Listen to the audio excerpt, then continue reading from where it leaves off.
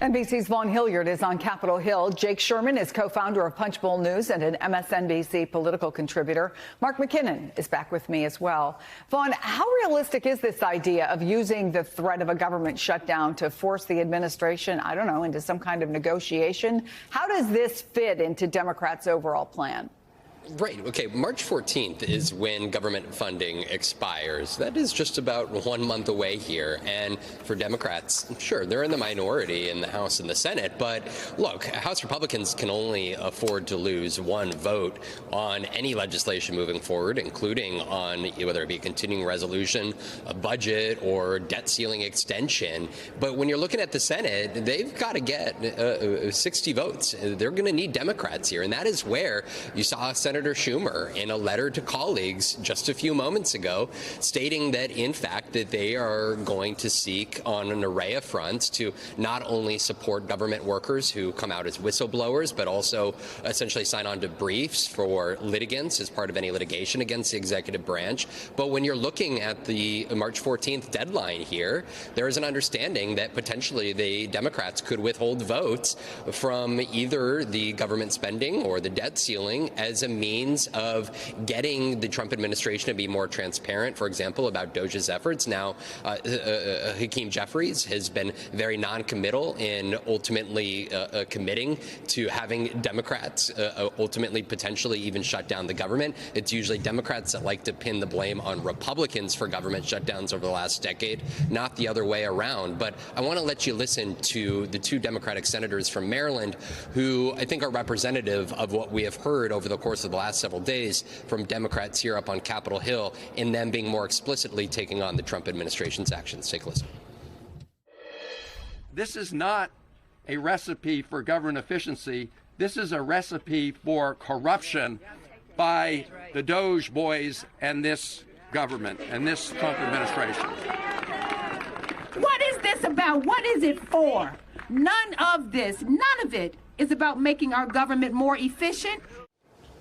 And much of the Democrats' argument here is that why pass a budget or a continuing resolution for continued government spending when the Trump administration is not even committing themselves to spending what has been previously appropriated by Congress, which they argue that it is the executive branch's responsibility under the law to do. All right, Jake, Speaker Johnson responded to this idea on Fox over the weekend, so let me play for folks exactly what he said. The Democrats, frankly, are flailing right now. They don't have an identified party leader. They don't have a real vision for the party. And the blitz of all the Trump executive actions have them just at a dizzying pace. And so they're flailing right now. Well, dizzying pace is certainly right. But what's your take on how Democrats have responded to what the president and Elon Musk have done? Everything Johnson said is right. I mean, they don't have a party leader. They are flailing a little bit. They're grasping at straws. But if you're a Democrat, as Vaughn just said, they can't be paper straws. Let's just be clear.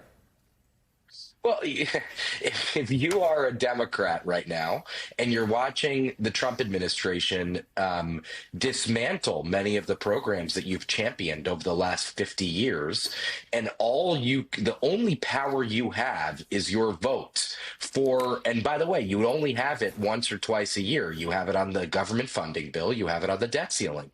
You might have it on some aid packages as well. You might have it on some must-pass pieces of legislation. But that's it. So if they want to exact anything, or if they want to try to exact anything from the administration, now is the time to do it.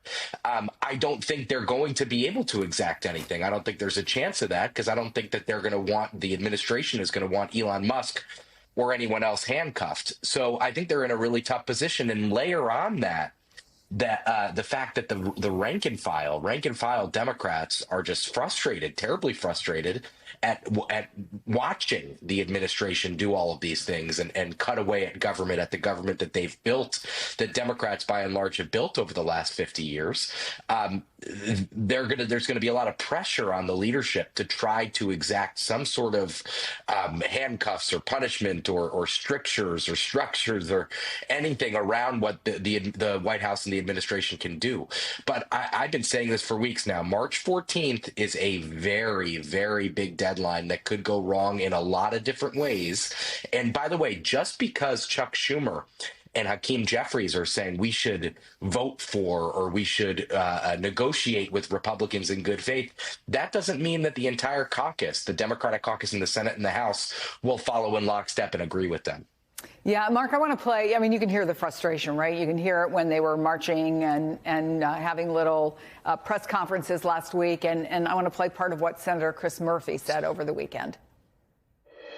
I think this is the most serious constitutional crisis the country has faced, certainly since Watergate. The president is attempting to seize control of power and for corrupt purposes. The president wants to be able to decide how and where money is spent so that he can reward his political friends, he can punish his political enemies. That is the evisceration of democracy.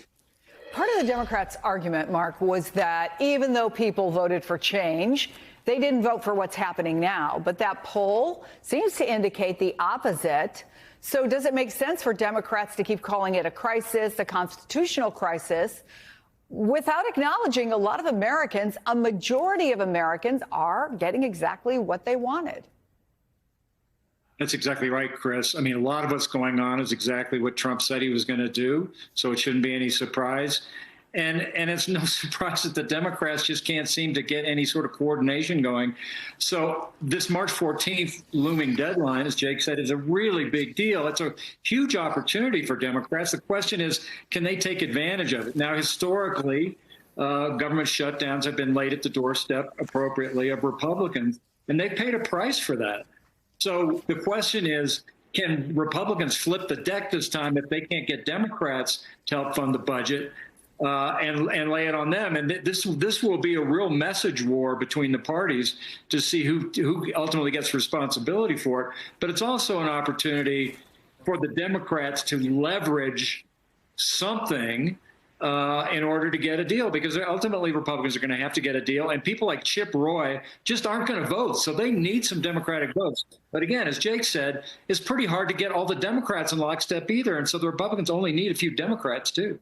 Yeah, Jake, New York Magazine writes that, quote, fighting Trump with alarms about his violation of legal and constitutional limitations on presidential power are unlikely to work with an electorate unmoved by Trump's earlier scofflaw attitude. Voters must be convinced in very concrete terms that what he is doing will affect their own lives negatively. And I wonder if in conversations with Democrats, there is something of a wait and see attitude. Wait until the economic problems that may come from a lot of people, tens of thousands of people losing their jobs, economic problems that may arise from tariffs, et cetera, et cetera. Eggs, the price of eggs doesn't seem to be hitting them yet. But what are you hearing from Democrats when you speak to them privately about what it's going to take?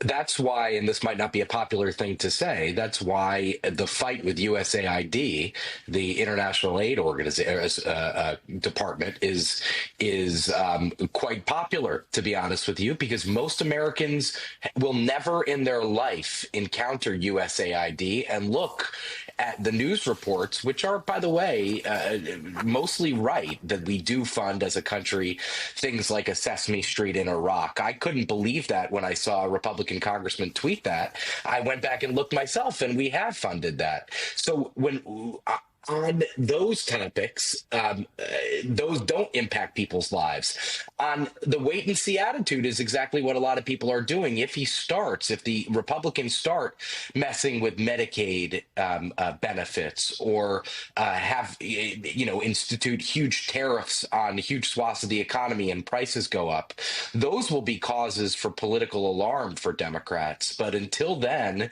I think a lot of people look at many of the things Trump is doing, especially, and even Democrats and the pure political calculuses. This isn't impacting my life. Might not be great, but we don't need to be talking about this because it seems like we are lighting our hair on fire for everything he does. And that's not a smart political calculus.